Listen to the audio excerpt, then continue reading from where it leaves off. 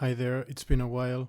Welcome to a new video, and in this video I want to make a tutorial about Ableton Move because I feel like it's evolved a lot since I have it, and I feel like a good tutorial, good old hanging out tutorial can be good for everybody, for you the new ones, and if you're experienced with it, I might teach you something that you don't know. But let's start with the basics.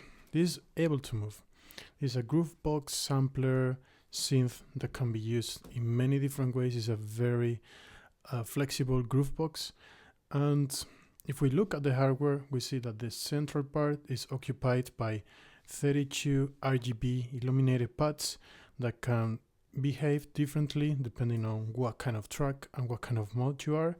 We have a few button selectors, we have a few knobs, a master knob, a screen, 16 steps, some function buttons, some secondary function buttons which double as steps, play, record, and then we have like these 4 directional buttons.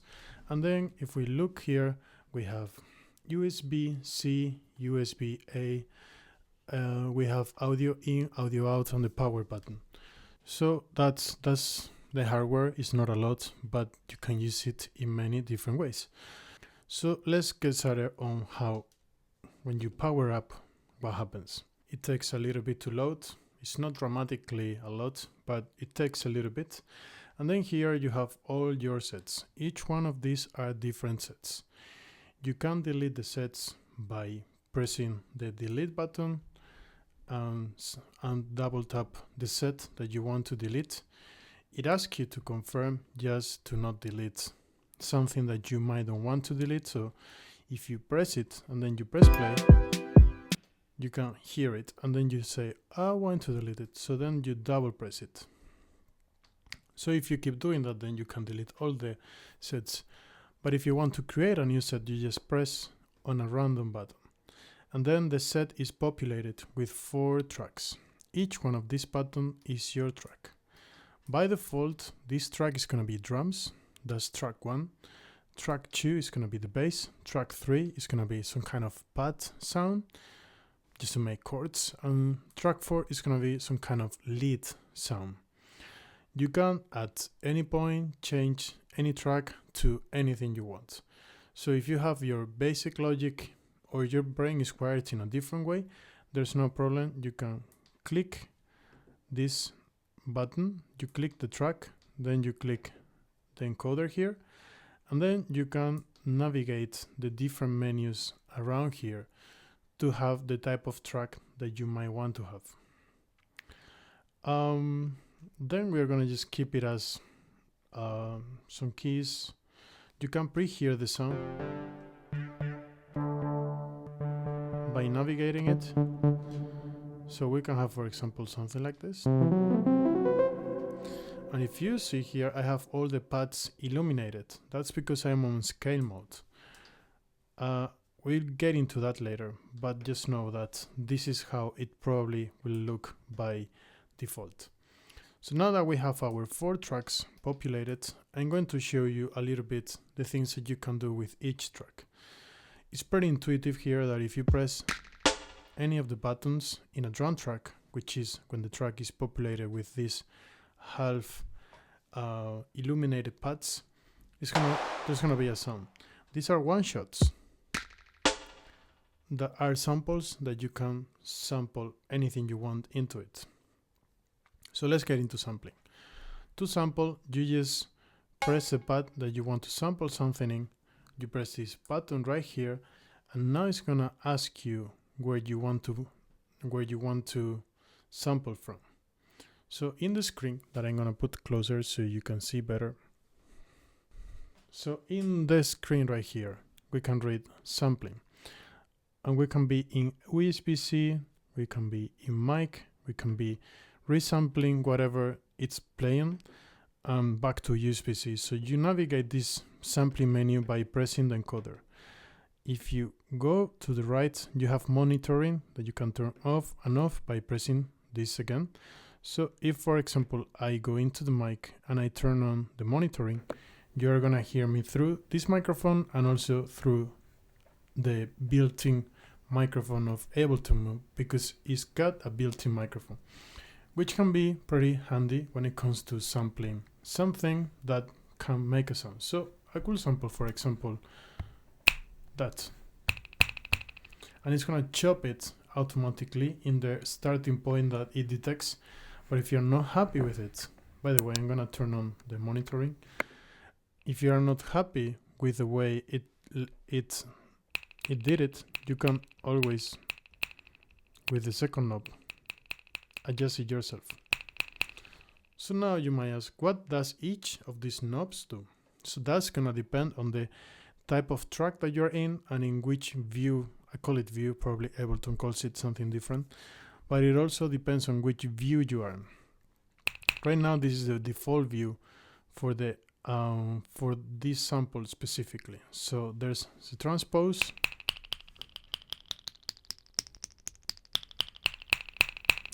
there's a adjusting the end point, the play point for the sample. We're gonna leave it right there because it's good what it is. Then we have the attack, typical ADSR envelope. We have hold. We could have it very short time, or I used to have it in infinite, which is, since the sample is very short, then it's not gonna last a lot anyways. But if you have a longer sample, then this is for the release. It's called hold, but it's release in practice. Then you have decay, and then you have different effects that you can have. So you can have, for example, noise, and that's with this knob, which is the 6th knob, and in the 7th knob, let's have noise. And here you kind of adjust the parameter of that specific effect. So you can turn it into something else by playing with this effect and the transpose. And I guess you can hear a little bit of delay, and that's because if you touch, by the way, any knob is touch sensitive, so if you touch it, then it's gonna tell you what it does, including this one. And this one, if you go back here, if you see by turning it, I can go into the different menus. If I go into the menu of the Railway Kit, I see that there are two effects. One is delay and one is saturator. So that delay that you hear is actually affecting the whole group.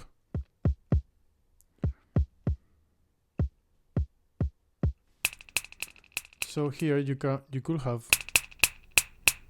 0 send to the delay. So if you press any pad here, it's gonna this lap knob is gonna be the send effect to the specific effect that you have. So that will be the same for the saturator.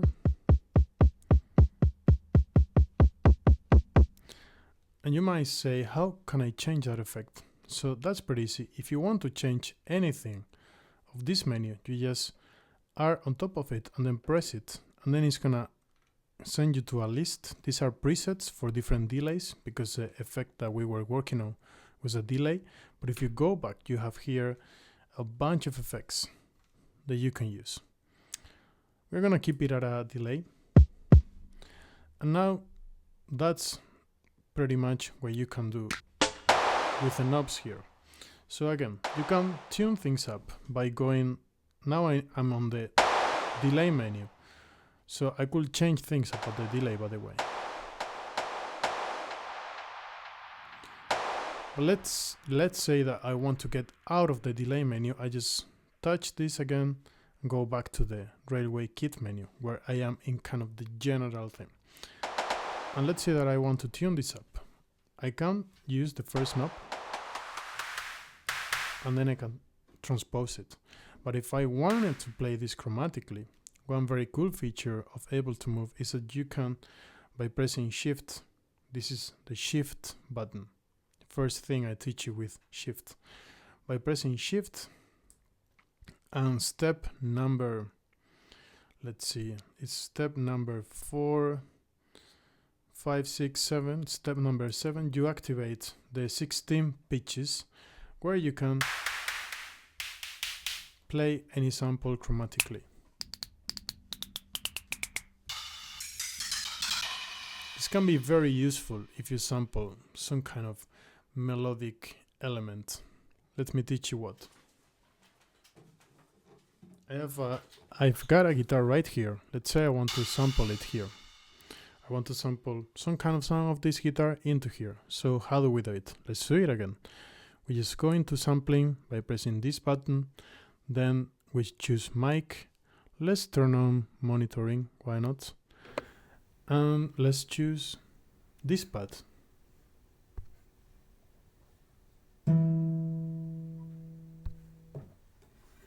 So that's sample now. If I play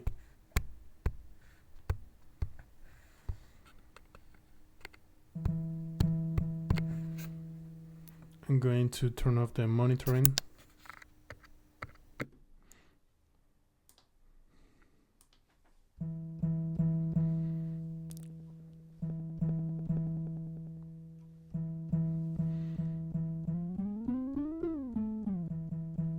So I can tune it up and down, but I can also play this chromatically.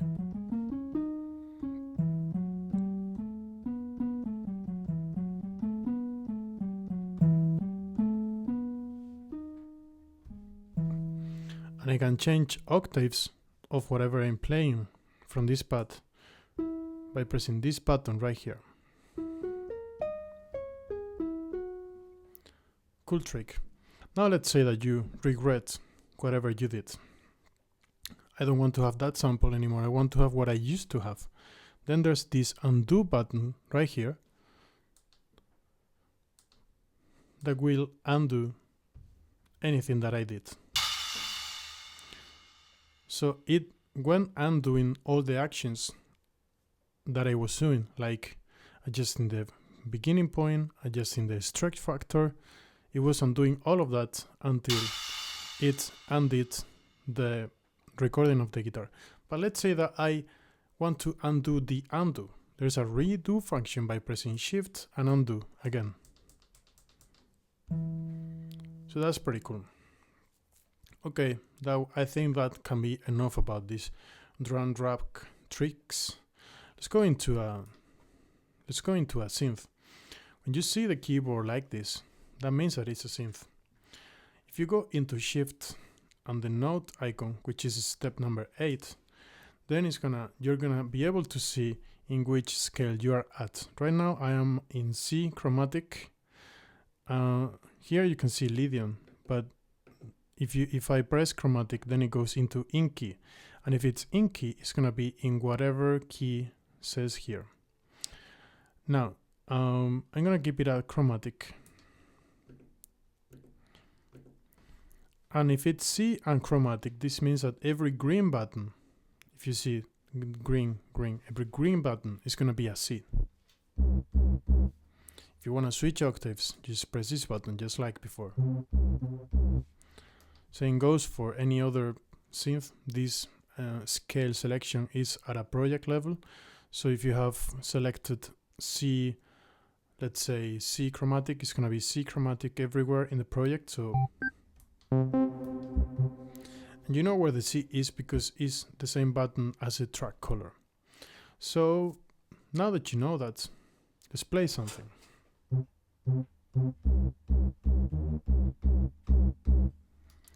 We can play something like that. Let's say that you like that and you want to capture it. It's very easy. You just press this button and it detects the tempo and the notes that you were playing before. Now you need to be careful with that functionality. Now the tempo is locked at 153.5, so that's going to be the tempo of our project. So now if I play something here and I press again, the capture is going to capture a different tempo.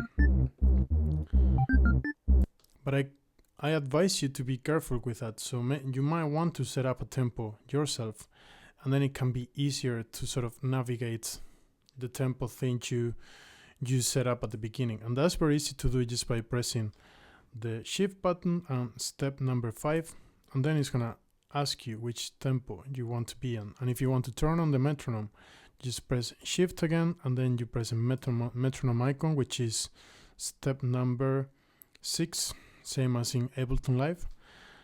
Now when I press play, I'm gonna have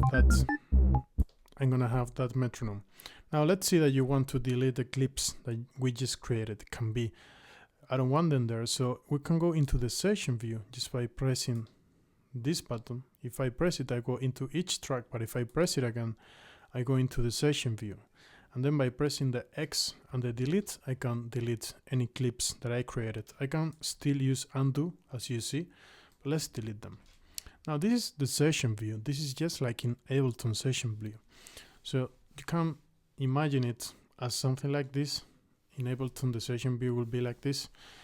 Able to move the session view is like this, in this direction. But it works. So let's try to put down a drum pattern. We can do that by pressing, let's press play. We can get a feel of the tempo. We can capture that. We can undo it. We can also press the step and the step where we want to place it. That's if you want to be more precise, or if you just want to record it, you press a record button, gives you a beat. Press it again. Now let's see that you are a little bit off time and you want to quantize. You just press shift and the last step. This is conveniently very close to the shift button because you're gonna be using that a lot. At least I am. Now that we kind of put a 4 in the floor, let's say that we want to make this clip, we want to make it longer. That's very easy actually. You just press the loop button and then the loop length can be 2 bars. But you want the loop to be the same. You just want to copy it.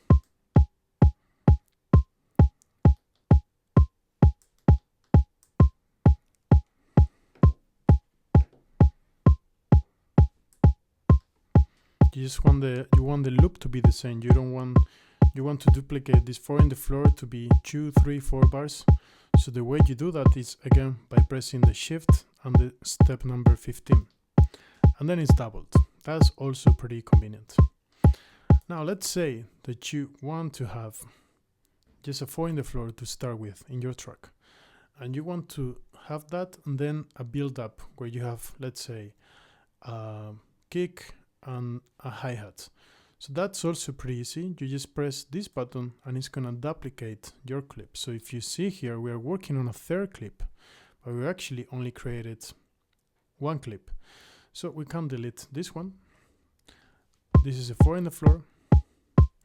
And this one can be our hi-hat and 4 in the floor. So let's record something.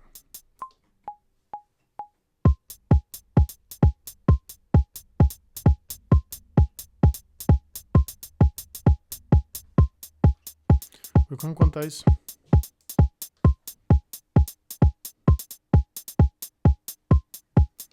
It didn't pick up when you quantize, it's not gonna pick up the three notes. It's only gonna pick up 2, 4, those kind of measures. So be careful with that. Okay. Let's say that I want to now have a snare. So again, I can duplicate this.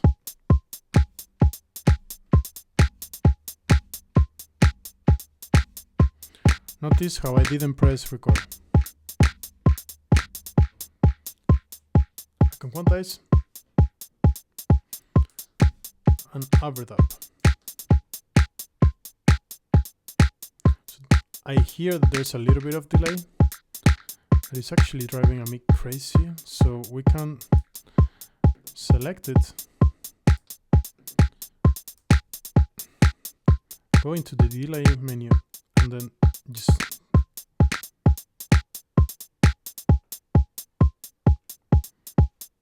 okay. Now we can have a bass. Notice how here we have a 4 bars loop. No, actually we have 8 bars loop. I got too crazy duplicating. That's because I pressed it too many times. Actually, you can decrease the loop length by just pressing this again, and if you see, you can decrease it. We can keep it at 4. And now we can record the bass. Again, we can either capture something that we play. Notice how when we start playing, this button lights up. I'm gonna do it again. Lights up. Now if it will capture that. I capture a different tempo, and that's not what I want. I actually want to record something. So I press record.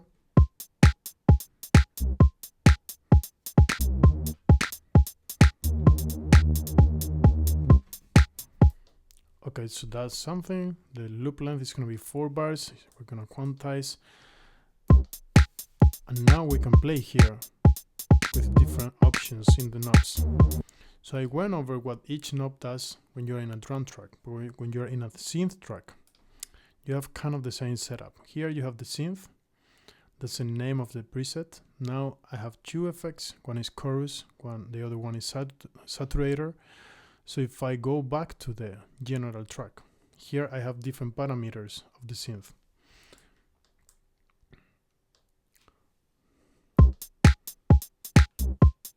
There's a cutoff.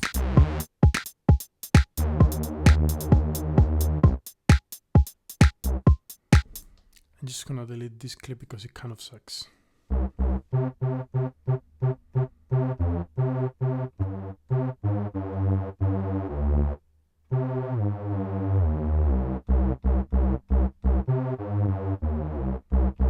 Record something like that.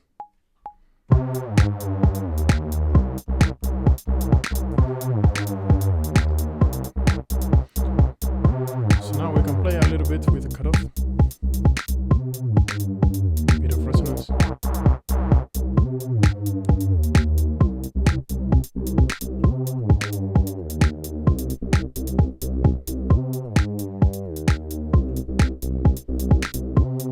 So I will tell you that I know what every knob is doing, but I actually don't remember because there are 3 or 4 synth engines here, and for every one of them there's different functions per knob. So I mean, when you touch it, you know what's doing. So my recommendation is that you just go with the flow. This synth seems to be wavetable, and you know which synth you're playing because of the icon here. But I honestly don't remember every parameter. Normally this one is cutoff, normally this one is resonance, but just learn by doing. There's no I don't think there's a point of learning what every knob is doing at the beginning unless you want to play a lot with the same synthesizer. But anyways, there's that. Now, if you see here, we are already, these 2 clips are playing. So if I wanted to switch over to the first one we created, which is only the 4 in the floor. And now let's say that I already got the 4 in the floor, I don't want the metronome anymore. You know that it's on because this is light up. So you just press, again, shift this, and the metronome goes away.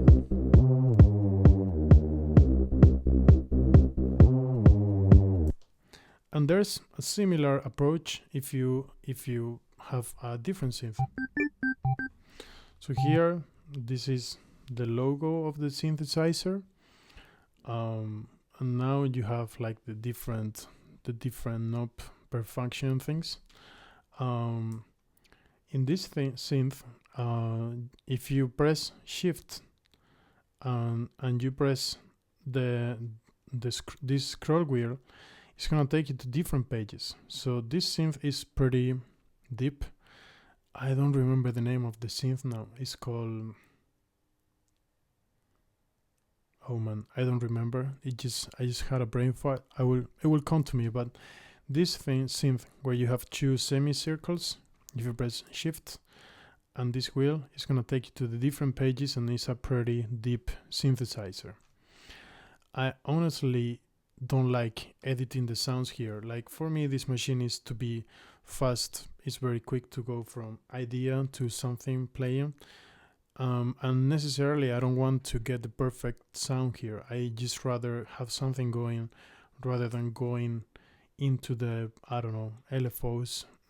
You know, again, sometimes it might be handy for kind of some situations, but that wouldn't be my way of using it. But just know that it's possible to do that here. Okay, now I told you before that when you turn it on, you have a bunch of sets where you can choose from. Let's say that we are not very inspired by this. I'm actually not. So I want to create a new one. How do you do that? You just press Shift, you press the new button, and then it's going to take you back to all the overview sets that you have. Now, if I press 1, then it's going to create an empty set and it's going to be populated again by 4 random sounds.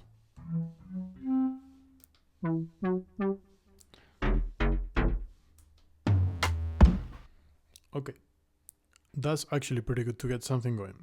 I like that it kind of fills it up with random sounds. So we are just gonna go with this. And I want to stop a moment and talk to you about scales. Not the most fun topic, but pretty useful here. Now we are in the third track. And I want to show you how to do the scales. Now we are in chromatic, as I told you before. But if you want to go into in key, which is only playing the notes of the Lydian scale, the C Lydian scale, you press and then you're in key. Here you can choose the layout if you want fourths, octaves.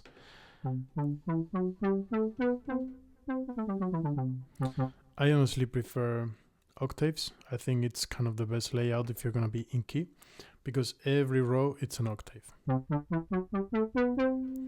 Now, if you want to be in something that's not Lydian, you press that and then you have here all the different modes and some more. I mean, honestly, some of these I have never heard them in my life, but there they are. Let's go into, let's say, Lydian. I like the Lydian mode.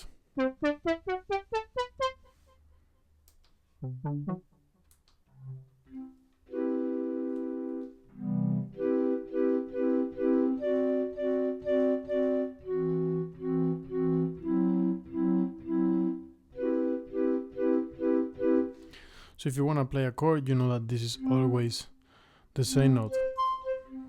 This is always the same note, so you don't have to think a lot. So now let's record something here. Okay, I turn on the tempo, but not the metronome. I'm gonna delete what I did. Record something.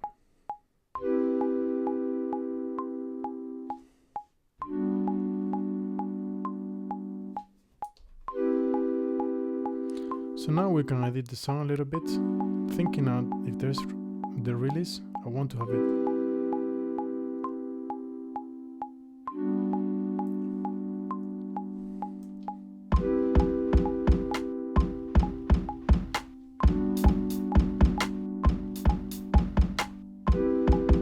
I don't like this kick. Let's find a better kick. How do you do that? You press a kick, you press the encoder here, and now you can just navigate different kicks. Let's go with this one. Let's put a 4 in the floor. And now let's do a very basic one, boots and cuts.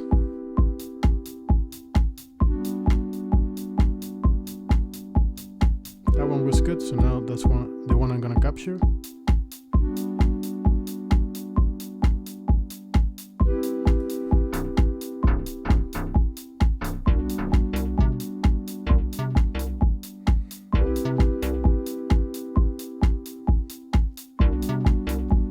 Let's record something like that.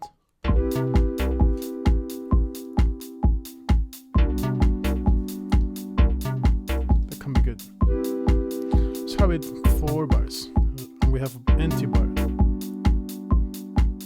Ties.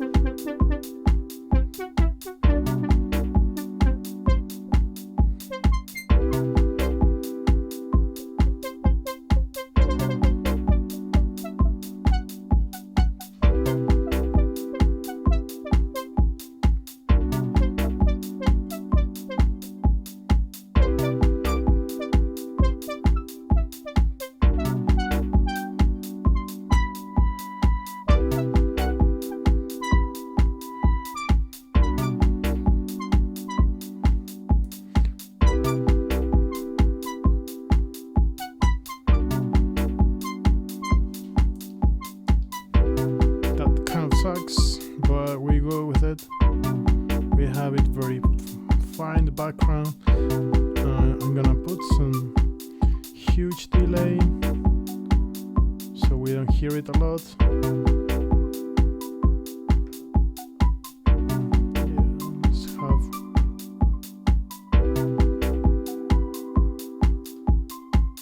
Let's have some delay.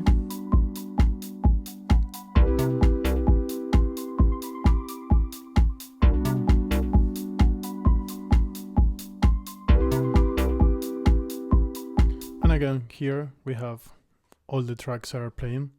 So again, we're gonna repeat the whole operation of creating a new clip. Now, I don't want the metronome anymore, so I remove it by pressing Shift and the metronome button. And now I want to create a new clip in a different track, so I just do that. And now I'm working in the drums, I'm working on a different clip. When I see videos of Ableton Move, I don't see a lot of people using this functionality, and I think it's so neat. Anyways.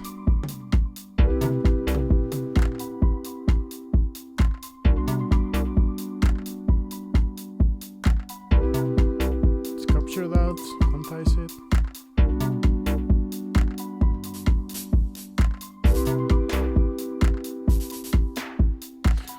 Let's make this twice as long by doing what I showed you before, Shift and step number 15. Let's make it a 4 bars loop.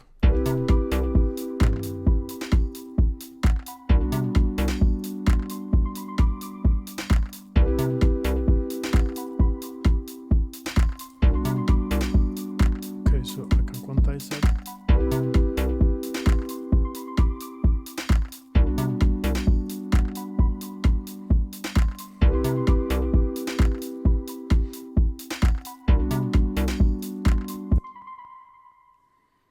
Okay, so that's how you do the whole thing with that's how you actually get started building a track. But I'm gonna show you a couple of tricks that can be also useful when using Ableton Move.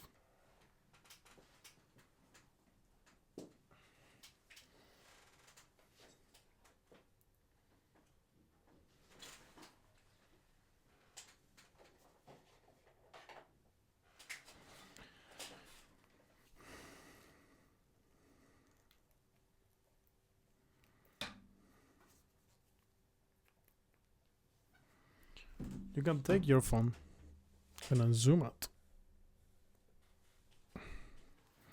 You can take your phone and plug it right here. And now Ableton Move is gonna start charging. But now you can go into anything that plays music, really. Let's say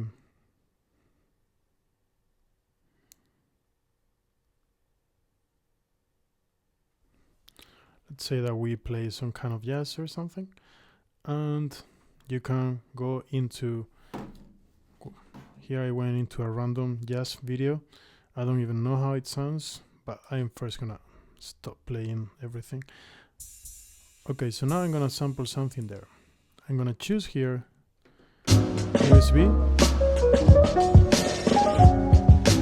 I can, for example,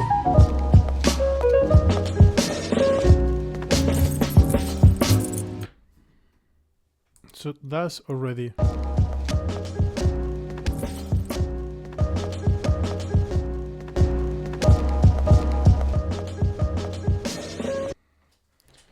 so it is actually pretty easy to sample from your phone, and the way you build a track using this is pretty much the same. You just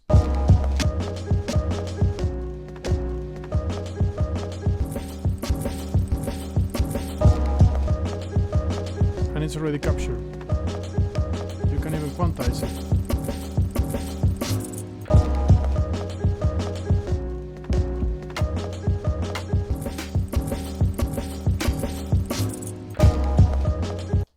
So that's an option always. Another way that you can sample, let's delete this jazz thing and let's undo everything of recording jazz.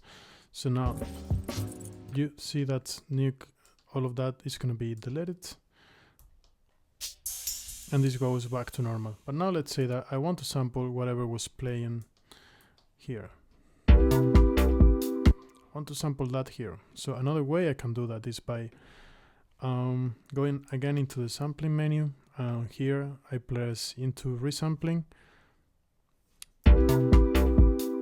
So I can, so that's already sampled there.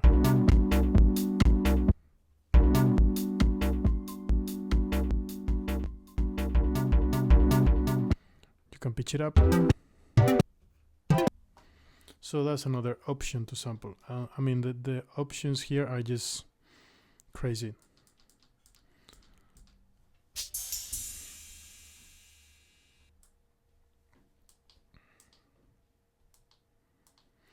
Here, something that can be very useful if you are building drum tracks.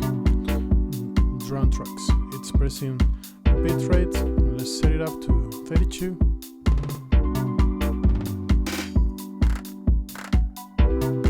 So it's gonna, while I'm pressing, it's gonna repeat at this rate, and that also works for the 16 pitches.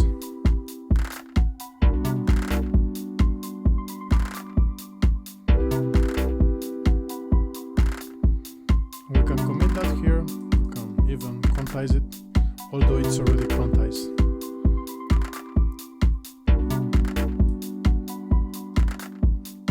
You can mute tracks.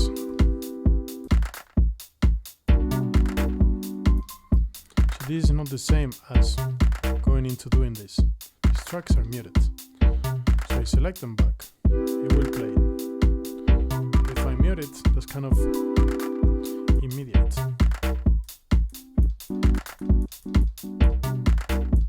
You can even use it for some kind of creative effect.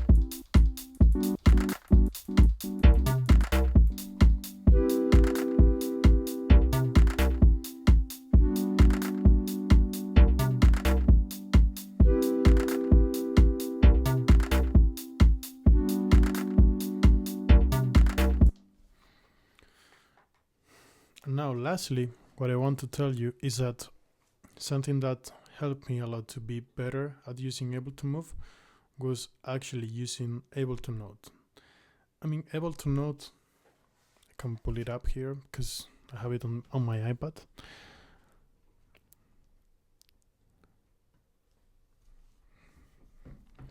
So Ableton Note is essentially the same thing as Ableton Move.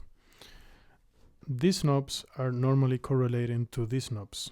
The way you launch clips, everything is pretty much the same. And also, like, you can have, I think, 6 tracks, whereas in Ableton Move you can only have 4. So that's something better from Ableton Note, and it's a few bucks.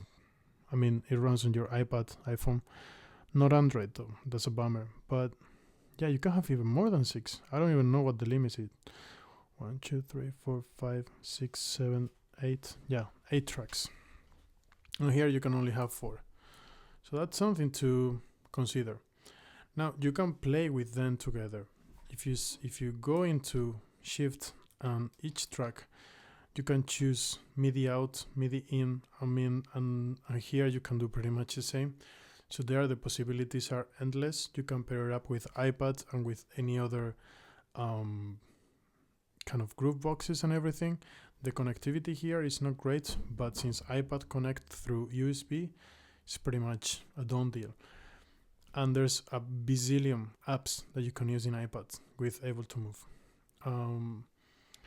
Yeah, so I don't think I have a lot more to say. I mean, this thing is a lot deeper than this, but I don't want to go too much in depth.